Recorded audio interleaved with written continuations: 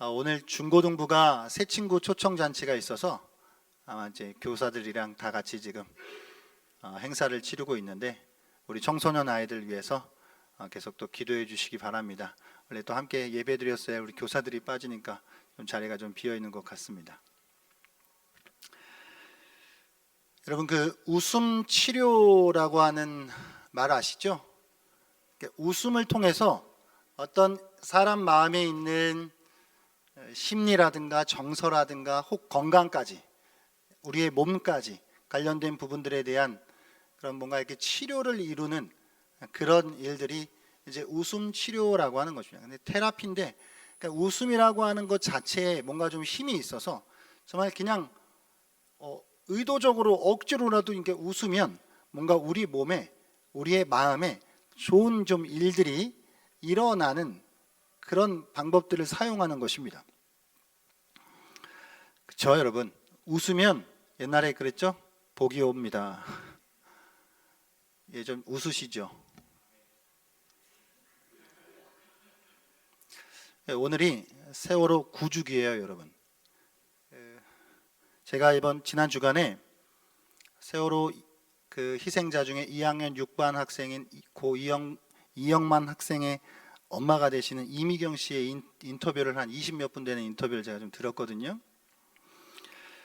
그러니까 지금 이 희생자들 엄마들이 이렇게 만든 극단이 있더라고요. 좀 오래됐는데 이제 그 극단이 됐는데 최근에 그 극단에서 다큐 영화를 하나 찍었어요.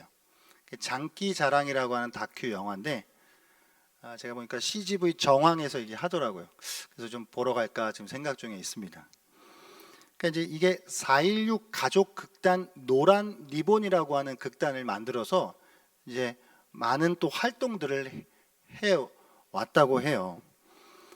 이게 희생자 어머니들이 모여서 이제 만든 극단인데 현재 희생자 학생 엄마 6명과 그리고 생존자 학생 엄마 1명 이렇게 7분이서 열심히 활동 중에 있다고 합니다.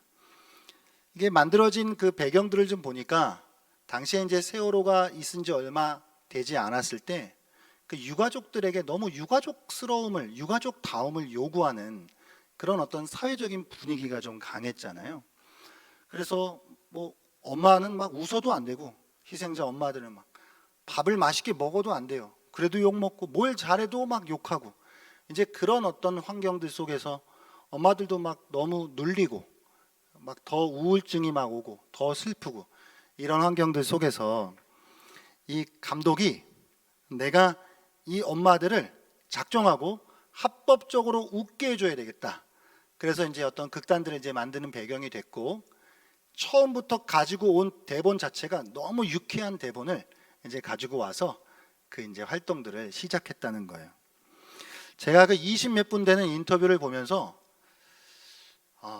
그 엄마가 너무 밝게 행복해하면서 그 이야기를 이렇게 하는 이야기를 저는 바라만 보고 있었던 거잖아요.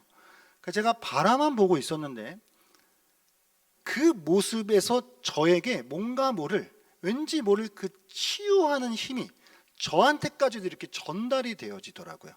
그래서 그 인터뷰를 보면서 너무 고마웠어요. 그냥 제가 알지도 못하는 분인데 너무 고마워서 고마운 눈물이 나는 거예요. 참 그 사람이 어려운 일을 당하더라도 웃음이 주는 힘이 참 크구나 라고 하는 그런 생각을 하게 되었습니다. 제가 오늘 여러분들과 나누려고 하는 것은 이제 웃음인데 오늘 말씀 제목이 웃을 수 있는 믿음이에요.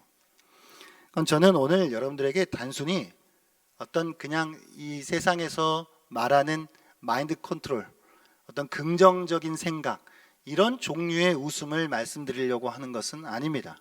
뭐 얼굴에 43개의 근육이 있는데 그 근육들을 어떻게 하면은 어떤 표정들을 지을 수 있다 뭐 이런 식의 말씀을 드리려고 하는 것이 아니에요.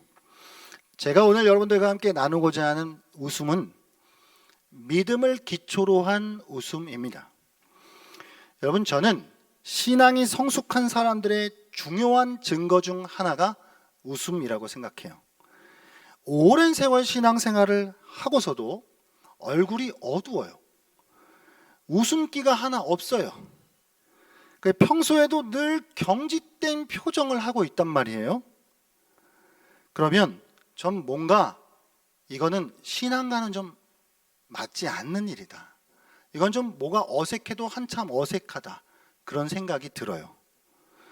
물론 우리가 살아가며 만나는 특별한 일들로 인해서 어떤 역경을 당하면 그 마음이 근심이 되니 자연스럽게 표정으로 근심스러운 표정이 나오기도 합니다.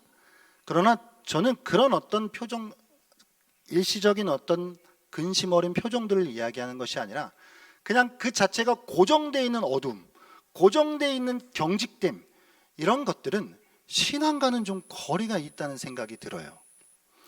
여러분, 신앙이 성숙한다는 증거 중 하나는 웃는 거예요. 한번 웃어보십시오.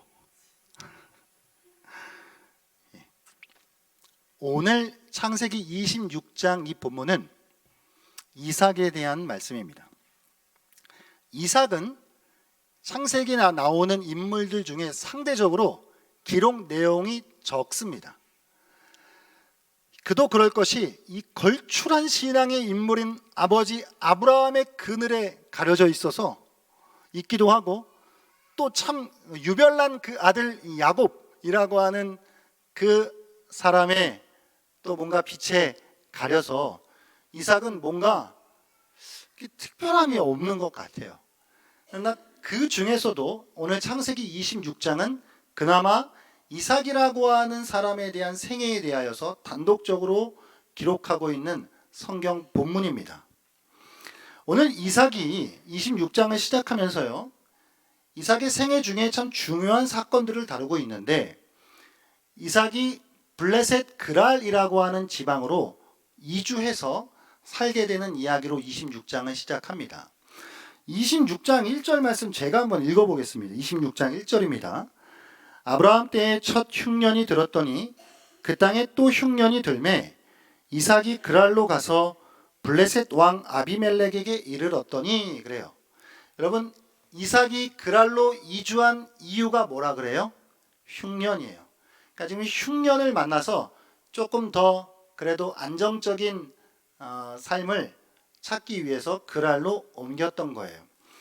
그런 어떤 이 환경이 있는데, 이게 뒷부분에서 말씀드리겠지만 아버지 때도 이런 일들이 있었어요. 창세기 12장에 보면 아버지 아브라함도 애굽으로 이주해서 사는 일이 나오거든요. 제가 좀 이따가 무슨 연관성이 있는지 한번 말씀드려 보겠습니다. 이 블레셋 그랄에 이주한 이삭에게 이 흉년의 때에 이곳으로 옮겨서 살게 된 건데, 본래는 아마도 애굽으로 내려가려고 했던 것 같아요. 그래서 이제 오늘 하나님께서 애굽으로 내려가지 말고 그랄에 남아서 그곳에서 거주해라. 그곳에서 내가 너와 함께 하겠다 이제 약속해 주시거든요. 그런데 이제 그랄에서 살려고 하다 보니 아마도 아내 리브가가 걸렸던 것 같아요. 리브가가 예뻤나 봅니다. 그래서 그 리브가를 내 아내라고 말하면 내가 좀 위협을 당할 수 있을 것 같아서 아내가 아니라 누이라고 속여서 삽니다. 그렇게 살게 되는데, 오늘 성경을 보면 여러분, 하나님께서 이삭에게 엄청난 복을 내려주세요. 오늘 본문 12절 말씀인데 제가 한번 읽어드릴게요. 12절. 이삭이 그 땅에서 농사하여 그 해에 100배나 얻었고 여호와께서 복을 주심으로, 그래요. 복을 주시는데 100배의 복을 주세요. 여러분, 듣기만 해도 기분이 좋아지시잖아요. 우리 자주 좋아하는 말씀, 창대하고 막 왕성하여서 막 거부가 되었더라, 막 이런 말씀. 막 말씀 액자 같은데도 막 이런 말씀 걸어놓고 쳐다보기만 하고 읽기만 해도 막 기분 좋아하는 말씀. 그 주인공이 바로 이삭이거든요. 하나님이 이삭에게 이 100배의 복을 막 부어주시는 거예요. 그래서 식솔들도 많아지고 가축들도 많아졌어요. 하나님 그렇게 부어주신 것이죠. 그러다 보니 이렇게 이삭이 잘 되니까 그 옆에서 살고 있었던 블레셋 사람들이 볼 때에 마음에 안 드는 거예요. 남 잘 되는 꼴을 못 보는 거죠. 그래서 블레셋 그랄 사람들이 질투가, 시기가 일어나기 시작합니다. 이삭이 하도 잘 되니까. 그래서 블레셋 사람들이 시기가 생겨서 무슨 행동을 하냐면 아버지 아브라함 때 파놓았던 그 우물들이 있어요. 그 우물들을 막아버려요. 여러분, 이 팔레스틴 지방에서 우물은 생계랑 직결됩니다. 이게 생명의 문제예요. 근데 아버지 아브라함 때 파놨던 우물들을 그냥 막아버린 거죠. 이 심보가 못 됐어요. 그렇게 마음에 안 드는 이삭의 사람들을 결국은 블레셋 또 그랄 왕이 쫓아보냅니다. 그래서 너희들과 같이 못 지내겠다. 저쪽에 구석에서 좀 가서 옮겨라. 그래서 그랄 골짜기로 가서 또 옮겨서 살거든요. 그 그랄 골짜기로 옮겨서 거기서 이제 이삭의 일행이, 이삭 가족들이 그곳에서 우물을 파는 거예요. 그런데 그곳에서 우물을 파기 시작하는데 웬걸 하나님이 또 이삭에게 복을 주셔서 파는 족족 우물이 막 터지는 거예요. 이거를 또 옆에서 지켜보고 있던, 이 소문을 듣던 이 블레셋 사람들이 가만히 지켜볼 수 있습니까? 하나하나 뺏는 거예요. 싸우자고 달려들어요. 그러자 이삭은 하나를 양보하고 둘을 양보하고 그리고 이제 마지막에 하나님께서 주시는 세 번째 또 이제 우물을 얻게 되는 것이죠. 이게 이삭의 지금 26장에 나오는 생애의 요약입니다.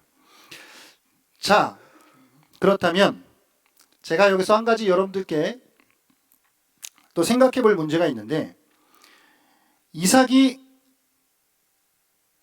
이 우물에 대하여서 합법적인 소유권이 누구한테 있었을까요? 합법적인 소유권은, 지금 이 우물은 아버지 아브라함이 판 거예요. 그럼 아버지 아브라함이 판 우물이면 그게 법적 권리가 누구한테 있죠? 이삭에게 있는 거예요. 그래갖고 막 핏대 올리면서 법대로 해 그러면은 사실 할 말이 있는 겁니다. 뿐만 아니라 소유권이 있었을 뿐만 아니라 실제적으로도 우물은 간절히 필요했어요. 식구가 더 많아졌다 그랬죠. 가축도 많아졌다 그랬죠. 그러니까 지금 더 필요한 거죠. 우물은 더 필요한 상황이 되었어요. 그랬는데도 이삭은 그 우물들을 양보합니다. 첫 번째 우물이 에색인데 다툼이라고 하는 뜻이고 그것도 양보하고, 두 번째 우물이 신남인데 이게 대적함이라는 뜻인데 그것도 양보해요. 그러자 이제 하나님이 넓은 장소다라고 하는 뜻을 가진 르호봇이라고 하는 우물을 허락해 주시는 것이거든요. 자, 여기서 제가 한 가지 질문을 한번 드려볼게요. 도대체 이삭이 이 우물을 양보할 수 있었던 이삭의 이 심리적인 동인이 무엇일까? 아니, 도대체 어떤 마음으로 이 우물을 그냥 이렇게 쉽게 양보할 수 있었을까라고 하는 것에 대한 답을 찾아가는 거예요. 물론 성경이 그것에 대하여서 정확하게 말씀하고 있지 않기 때문에 정답은 모릅니다. 정답은 모르지만, 그러나 이 전체적인 정황 속에 우리가 합리적으로 한번 추측해 볼 수는 있잖아요. 그렇죠? 한번 찾아가 보겠습니다. 왜 그랬을까?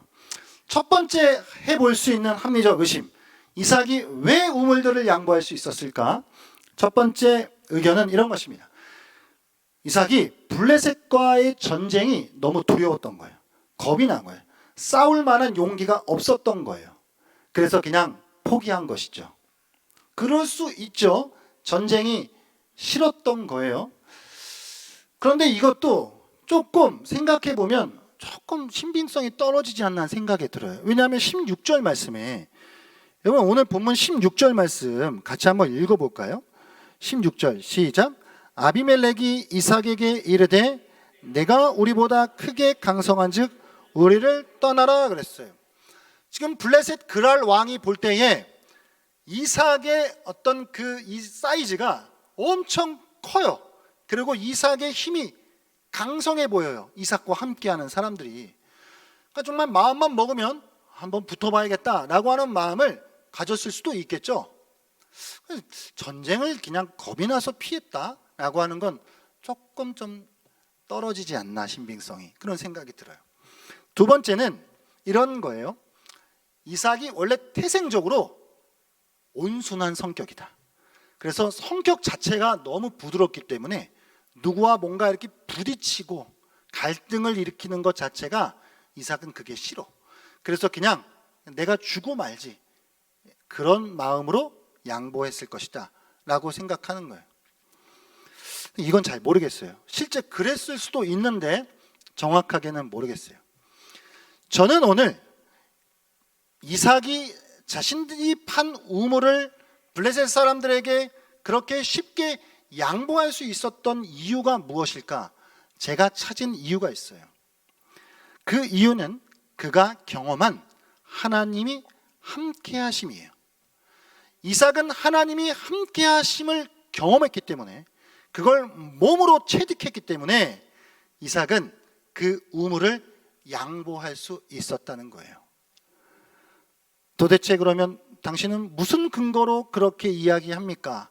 라고 물을 수 있는데, 제가 그 근거에 대해서 한번 말씀드려 볼게요.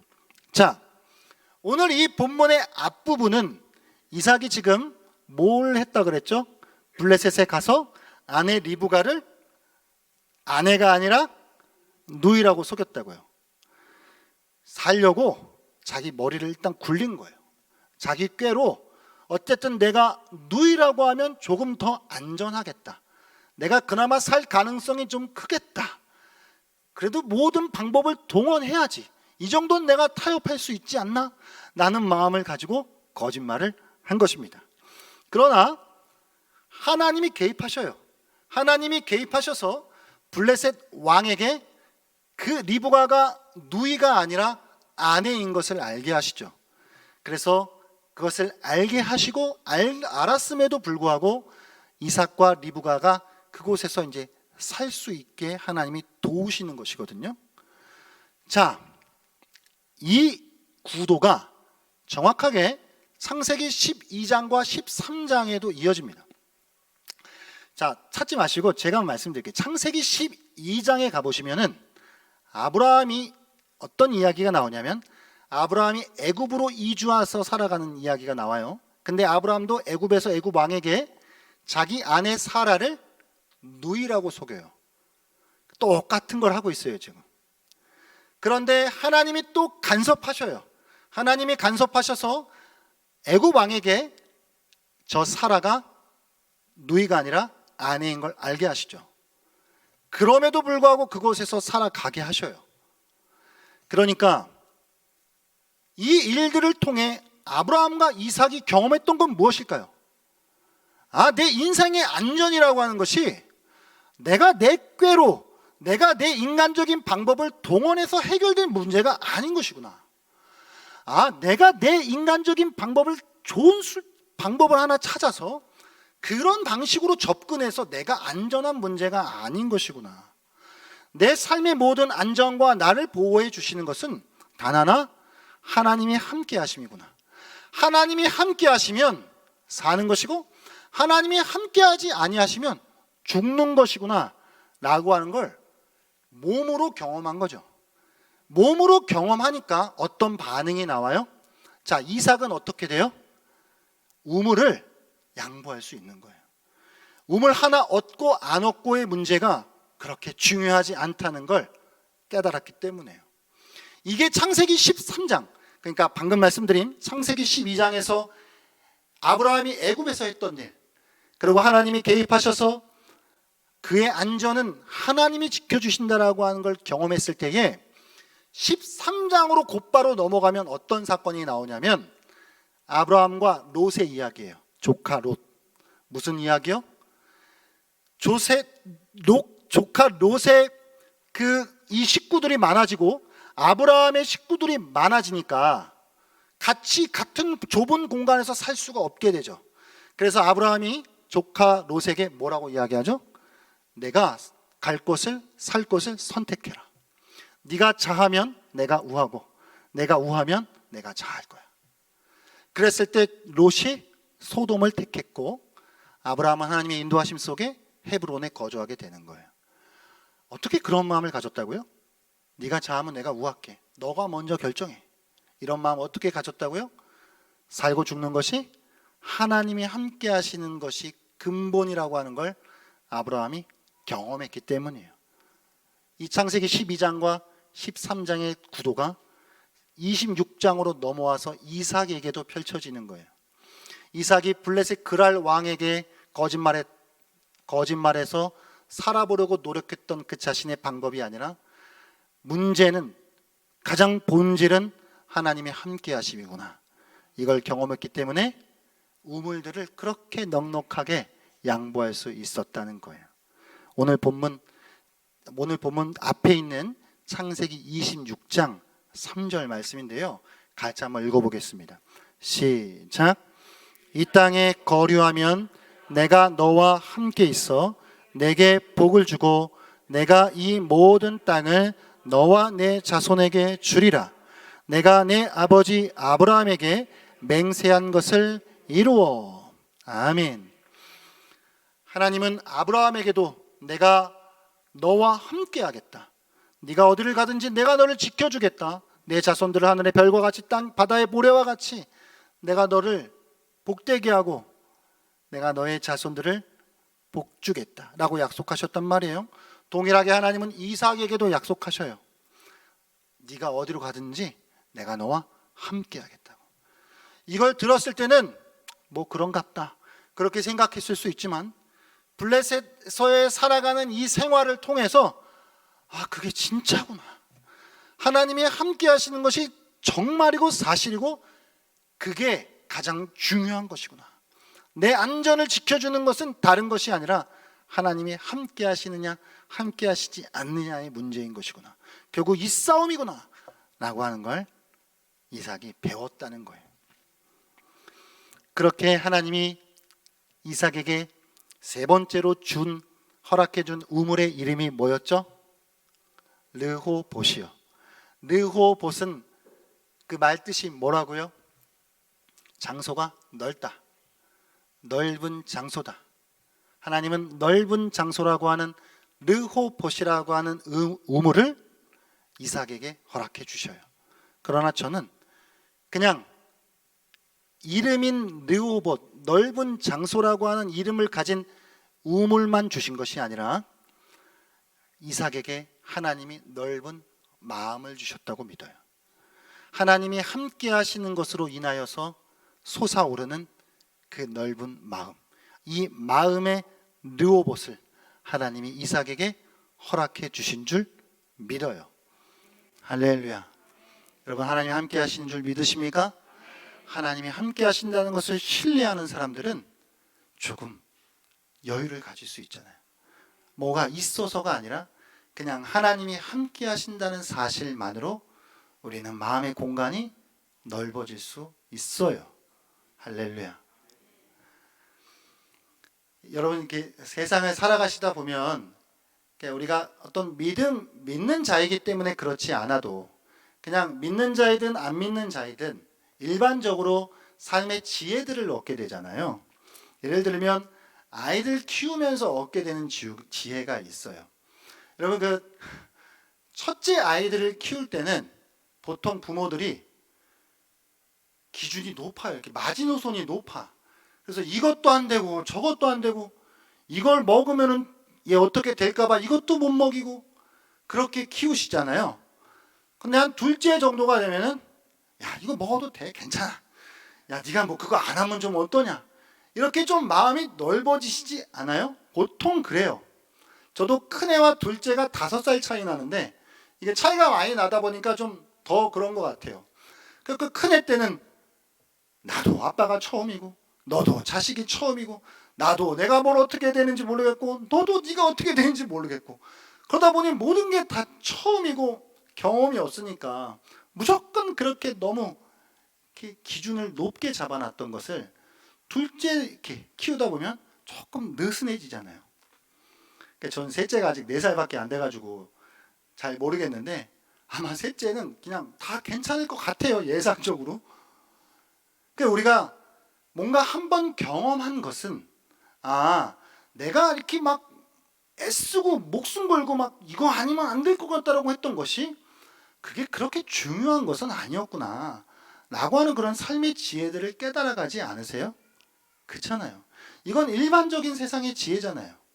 뿐만 아니라 이렇게 노인분들, 어르신분들 제가 보게 되면은 제가 참 존경하게 되는 그런 어르신들이 있어요.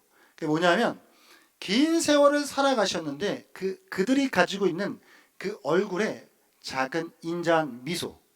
저는 그 인자한 미소를 품은 노인들을 뵙게 되면 참 이게 존경스럽습니다. 그러니까 살아보니까 뭘 그렇게 아둥바둥 뭘 이렇게 목에 핏대 세우고 막 목청 높이면서 싸울 필요도 없고 뭐가 중요한지를 이제 알게 되는 거잖아요. 뭐가 안 중요한지를 알게 되잖아요. 그러니까 조금은 여유가 생기면서 웃게 되는 거죠. 그런 것 같아요. 그러니까 이거는 우리가 일반적으로도 배울 수 있는 삶의 지혜인데 우리는 더 나아가서 우리는 믿는 자이기 때문에 하나님의 함께 하심을 믿는 자이기 때문에 거기서 더 할 수 있잖아요. 그냥 근거 없이 삶의 지혜로 인한 어떤 그런 것이 아니라 확실한 근거, 하나님이 함께 하신다라고 하는 그걸 신뢰하기 때문에 우리는 웃을 수 있는 것이죠. 할렐루야. 여러분, 얼굴이라고 하는 말이 그 우리말이더라고요. 그 얼굴이라고 하는 말의 어원을 찾아봤어요. 좀 찾아봤는데 정설은 아니고 약간 그 야설 아니면 속설 정도 이렇게 주장하는 학자들도 있는 걸 봤어요. 그러니까 어떤 이야기들을 하니까 얼굴, 이제 얼과 굴이 더해졌다는 건데 하나는 이런 이야기예요. 얼은 정신, 영혼이라고 그런 이야기. 뭐 얼 빠졌다, 뭐 이렇게 얘기하잖아요. 그 말과 굴, 이게 굴이 원래 골이었다는 거예요. 꼴, 형태. 그러니까 이 정신과 영혼의 형태가 얼굴이다 라고 이제 말하는 이야기가 있고, 두 번째는 제가 이게 참 마음에 와닿았는데 얼과 굴이 더해진 말인데 이 얼은 똑같이 정신이자 영혼인데 굴은 통로라는 거예요. 얼굴에 몇 가지의 통로가 있죠? 눈 2개, 콧구멍 2개, 입 하나, 귀 2개. 7개의 이 통로가 있어요. 그래서 이 얼굴은 정신이 영혼이 드나드는 통로이다. 그래서 얼굴이라는 말이 생겼다는 100% 정설은 아니고 그렇게 주장하는 사람들도 있더라. 저는 이게 맞다 틀리다를 떠나서 참 마음에 다가온다. 얼굴이 영혼의 통로구나. 사람의 그 영혼의 어떠함이 얼굴을 통해 드러나고 우리가 얼굴을 통해 들어가요. 그러니까 우리가 신앙이 성숙한다라고 하는 증거는 여러분 얼굴이에요. 좀 웃어야 돼요. 억지 웃음 말고 막 근육 움직여서 웃는 거 말고 우리의 영혼이 하나님 때문에 믿는 바가 있으니까. 좀 과한 말로 우리 죽어도 천국인데 뭘 그렇게 우리가 그렇게 할 게 없잖아요. 이 증거가 스데반을 통해서 나와요. 여러분 사도행전 6장 7장에 스데반 집사가 나오거든요. 그 스데반 집사가 이제 복음을 전하다가 공회에 잡혀요. 공회에 잡혀서 지금 죽을 수도 있는 그런 상황이에요. 그런 죽을 수도 있는 상황에 사도행전 6장 마지막 절에 보면 스데반의 얼굴이 천사와 같다. 천사의 얼굴과 같더라 그래요. 아니 도대체 뭐가 그 사람의 얼굴을 그렇게 할 수 있었을까? 그건 하나님이 함께 하신다라고 하는 확신이었던 것이죠. 그래서 7장으로 넘어가서 스데반이 진짜 돌로 맞아 죽거든요. 돌로 맞아 죽으면서도 또 이렇게 기도해요. 이 죄를 그들에게 돌리지 마옵소서. 도대체 이 마음의 여인은 어디서부터 나오는 거예요? 바보예요? 아니에요. 하나님을 믿기 때문이죠. 하나님이 함께 하신다라고 하는 걸 믿는 그 마음의 바탕이 그로 하여금 죽는 그 순간에도 천사와 같은 얼굴을 할 수 있었던 것이고 그 자신을 죽이는 사람들을 향해서도 기도할 수 있었던 것이죠. 예수님이 그러셨잖아요. 자, 십자가에서 달려 죽으시면서까지도 아버지, 저들을 사하여 주옵소서. 자기들이 하는 것을 알지 못함이니이다 그랬어요. 이거죠. 이것이 우리가 담아내야 할 얼굴이에요. 이것이 우리가 조금은 여유를 가지고 웃을 수 있는 근거예요. 할렐루야. 제가 지난 주간에 부활절 저희 이제 헌금을 지역사회를 위해서 이제 쓴다 그래서 저기 이제 서일프라자 13곳과 이 주변에 이제 또 식당 뭐 이렇게 관리 사무실 이렇게 작은 선물을 사다가 이제 드리면서 부활의 소식을 이제 전했거든요. 전하면서 제 마음에 이제 들어왔던 생각이 있어요.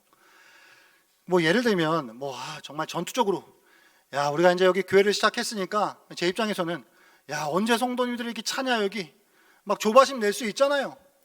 그러면서 야, 내가 이 건네는 이 선물이 하나님 저들의 영혼을 변화시켜 주셔서 이 17명 중에 한 명이라도 주님 우리 교회 나오게 해주세요. 막 이렇게 기도할 수도 있을 거 아니에요. 그런 마음 1도 갖지 않았고, 어떤 마음 하나 주셨냐면 그냥 작지만 이 선물을 전달하니까 이것을 받는 분들이 그냥 교회에 대한 나쁜 마음만 조금이라도 좀 사그러 주셨으면 좋겠다. 그냥 교회가 그렇게 나쁜 곳은 아니라는 거. 그래도 교회가 좋은 교회도 있고 좋은 면도 있고 교회 다니는 사람들 다 사기꾼 아니라는 거. 교회 다니는 사람들도 이렇게 좋다라는 거, 그 정도만 생각해 주면 좋겠다. 정말 그런 마음을 하나님 주셨어요. 교회가 하도 욕을 먹고 있으니까 안 와도 돼. 교회 뭐 더 큰 선물 줄 수도 있고 뭐 행정복지센터에 뭐 더 헌금할 수도 있어요. 그것 때문에 교회 안 와도 돼. 그냥 교회가 그렇게 나쁜 곳은 아니라는 생각만 좀 가져줬으면 좋겠다 라는 마음을 주시더라고요. 이거 하나님 주신 넓은 마음 아니에요? 할렐루야. 이삭의 이름의 뜻이 뭔지 아세요? 웃음이에요. 그가 웃었다는 뜻이거든요. 주어는 없어요. 웃었다는 뜻이에요. 하나님이 아마도 제 생각엔 하나님이 이삭의 삶에 참 깊숙이 개입하셔서 이삭의 이름과 같이 그의 삶에 어렵고 힘들 건 떠나서 그의 삶에 하나님이 많은 웃을 수 있는 그런 마음의 공간과 르호봇의 이 마음과 그런 일들을 하나님이 많이 허락해 주셨을 것이라고 믿어요. 그래서 그 이삭에게 르호봇이라고 하는 우물만 하나님 주신 것이 아니라 르호봇과 같은 이 넓은 이 마음의 공간을 하나님이 허락해 주셨다고 믿습니다. 여러분, 신앙이 성숙한다는 가장 중요한 증거 중 하나는 웃음이에요. 너무 그렇게 작은 일에 뭐 그렇게 목숨 걸어도 되지 않는 일에 핏대 세우고 뭐가 옳으니 뭐가 그르니 죽기 살기로 그렇게 안 해도 되잖아요. 조금은 넓은 마음으로 하나님이 함께 하신다는데, 우리의 삶에 물론 근심을 가질 수밖에 없는 그런 일들도 우리 삶에 여전히 있어요. 그러나 우리가 하나님이 함께 하신다는 걸 분명히 내가 그걸 붙들고 있다면 하나님은 어떠한 환경 가운데에서도 우리로 웃을 수 있는 그런 여유와 믿음을 주실 줄로 믿습니다. 오늘 함께 하실 찬양이 예수 때문인데, 우리가 예수 때문에 살아가는 것이고 예수 때문에 찬양해요. 뭐 다른 것 때문에 살아가는 것 아니잖아요. 죽지 못해서 사는 거지, 이런 거 우리 아니잖아요. 나를 위하여서 십자가에서 죽으시고 다시 사신 예수 그리스도 때문에 우린 살아갈 수 있는 것이고 찬양할 수 있는 것이고 행복할 수 있는 것이고, 웃지 못할 환경 가운데서도 웃을 수 있잖아요. 하나님이 함께 하신다는 증거가 예수님이잖아요. 임마누엘, 하나님이 함께 하신다. 하나님이 함께 하신다라고 하는 걸 구약 백성들에게는 때로는 성막을 통해, 성전을 통해, 때로는 불기둥과 구름기둥을 통해 보여주셨지만 이제 우리에게 뭘로 보여주셨어요? 2000년 전 이 땅에 오신 예수 그리스도를 통해, 임마누엘이신 그 예수님을 통해 내가 너희와 함께한다 보여주셨잖아요. 그러면 우리는 함께 하신다는데 조금 더 여유를 가질 수 있지 않을까요? 있어서 여유 갖는 거 아니잖아요. 그냥 하나님 때문에 좀 여유로울 수 있잖아요. 조금 웃어줄 수 있잖아요. 할렐루야. 그런 마음을 가지고 이 시간 함께 한번 찬양했으면 좋겠습니다.